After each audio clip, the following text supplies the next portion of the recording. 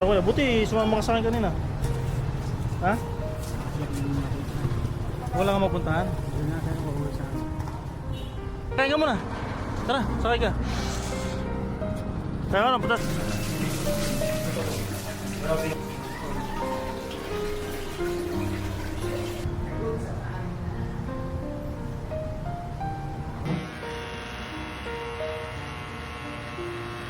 Ito?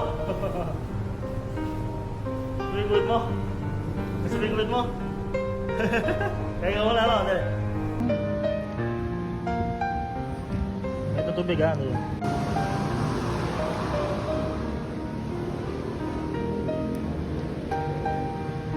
Gusto mo pa? Kanin ka pa? Ayaw mo na? Kumain ka na? Pagkain? Hindi, baka na may pa. Tara! Punta ka dito! Pagkain ka muna! Tara, sakay ka! Kaya ka na, putas na ka. Tagasaan ka, kuya? Kuya, tagasaan ka? Hindi mo siya masyadong makausap, no? Kasi wala, iba yung ano niya. Pero ito, tumama siya sa atin. Papaliguan natin siya, gugupitan, bibigyan ng bagong damit. Kaya ito yung mga kasama ko.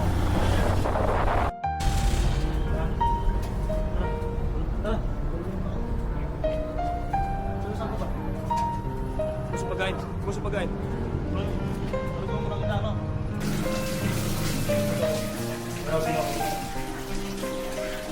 Kuya, tagasaan ka? Hindi ka nagsasalita talaga? Nagsasalita siya.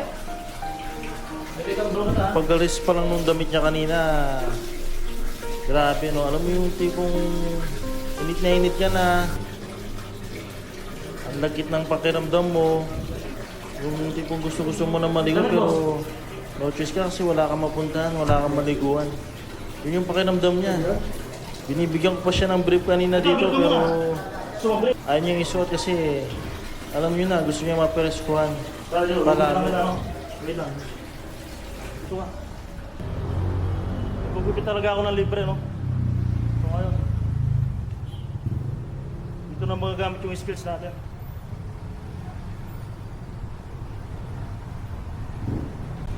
Inispray na rin ng kasama ko ng deodorant para kahit pa paano meron siyang panlaban sa deodorant.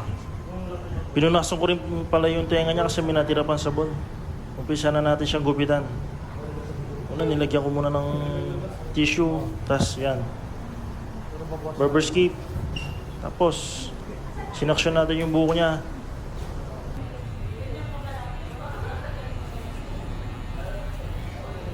Tapos yan, babawasan natin yung gilid.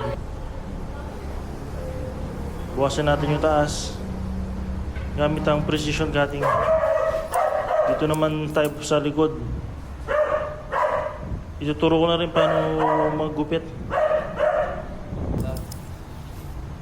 Bawasan natin yung mga hababa, yung mga dulo-dulo ng buhok niya. Feel ko talagang gustong-gusto niya rin magpagupit kaso wala siyang magawa. Dito binawasan ko rin yung buhok niya sa ilong kasi sobrang haba na, lumalabas na yung mga buhok niya sa ilong. Tingnan natin yung bangs niya, medyo mahaba pa. Kaya babawasan ko pa siya dito. Binawasan ko na rin yung haba ng kilay niya kasi may mahaba, may maliit. Pinantay ko yung kilay niya. Yun o? Oo, yun ulit o. Presentable na yung tsura niya dyan. Alisin natin yung mga buhok-buhok sa kanya. Oo, ulit na. Ha? Kung gusto mong pagupit, punta ka lang dito, no? Hindi ka natin libreng gupit, no? Yan. Ha? Nasa Mindanao na?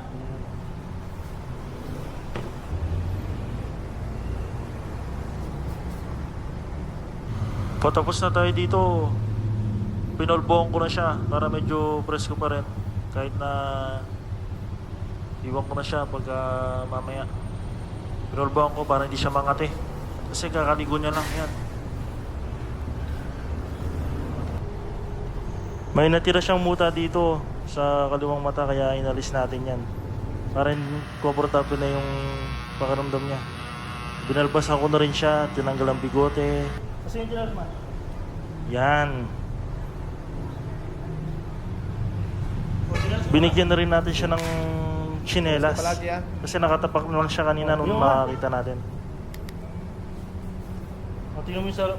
Tira mo sa namin. Ang sarap ng pakiramdam ko dito. Sa ngiti niya lang. Ang sarap na makita yung mga ngiti niya. No? Napakasarap po. Gutom na gutom ko, kuya. Ilang araw hindi kumakain? Ilang araw na?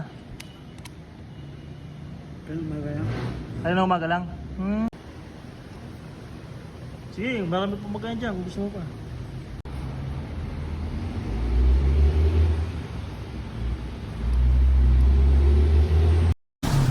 Tapos samantala, ibabalik natin siya kung saan natin siya. Tinira siyang kalabasa kanina pero sabi ko ubusin na niya para hindi sayang. Buti sumama ka sa akin kanina. Ha? Wala kang mapuntahan? Anong pakiramdam mo? Nakaligo ka, nakabagong gupit? Ayos naman? Pag gusto mo rin magpagupit, punta mo ako dyan, no? Ano na kasi ang pangalan mo? Ha? Angelo? Ilan taong ka na? 42. Ba't ano? Ba't lakad-lakad ka dyan? Ba't lakad-lakad ka? Babalik natin siya, no? Kung saan natin siya kinuha kanina. Pasamantala, yun lang yung may tutulong natin sa kanya. So magkano yung nagastos ko kay kuya sa pagtulong sa kanya, no? Ang totoo po niyan, wala po akong nagastos sa pagtulong sa kanya. So libre po ang pagtulong. Yung damit po na binigay ko sa kanya, yung mga lumang damit na po namin yun, sa chinelan, yung shampoo, sabon, personal na gamit ko po yun.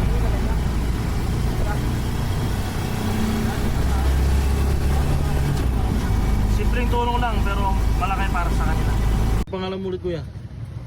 Angelo. Angelo? Bintapa de la Cruz. Pandaba? Bintapa. Pantapa de la Cruz. Tagasaan ka? Balanga. Balanga? Balanga tayo. Balanga Kataning. Sino yun nandun? Tatay ko. Ano pangalan nila? Tatay ng nanay ko, yung tatay ko, Bugoy. O yung kapatid mo? Isabelo. Sa Belo, nasa Balanga sila niyan. Nung Isabelo, dyan ngayon sa Samal. Samal? Sa Samal? Sabi bubuyog po, sabi maube, sa kanto. Bubuyog? Bubuyog Samal. Bubuyog Samal. Ano gusto mo, sakay ka lang ng bus? Naglalakad lang ako.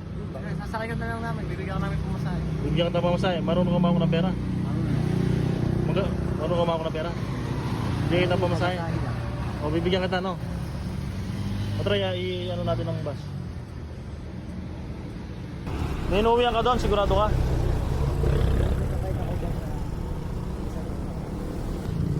Isasakay kita ng Balanga, no? O sige. Hindi ka kayo mawala lalo doon? Hindi? O sige. Magabangan tayong bus, no, kuya? Sakay sa Samal. Gusto mo yun yung Balanga? Balanga na lang. Saan sa Balanga? Anong street?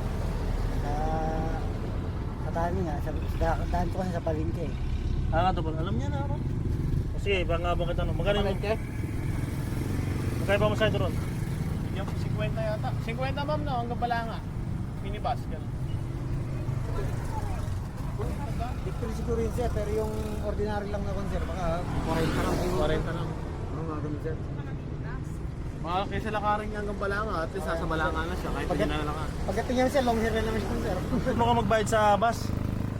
Ha? O sige, o. Sige sir, kung kami nandito mga sir, para naman namin ka sir. Isa ka nyo lang, sir. Sige sir, sige sir. O, kuya, ano? Salamat po yan. Iwan ka na namin, ha? Duty pa. Ikot ka lang dyan. Salamat po. Ano ka? Oh, baka mapunta. Pagka, Teka na. Dito ka muna. Pag-abang ka. Kami bahala magabang sa'yo. Oo. Dito, binigyan natin siya ng pera. Thank you po, no? Una na Kailangan po niya ng pamasahe papunta ng Balanga kasi sobrang layo nun. Thank you, Pas. Sige, diyan ka lang, Nip. Okay naman ko sa pesa. Okay Oo naman kausap. Meron pa ang isa dun eh. Mayroon pa. Oo. Oo, sir.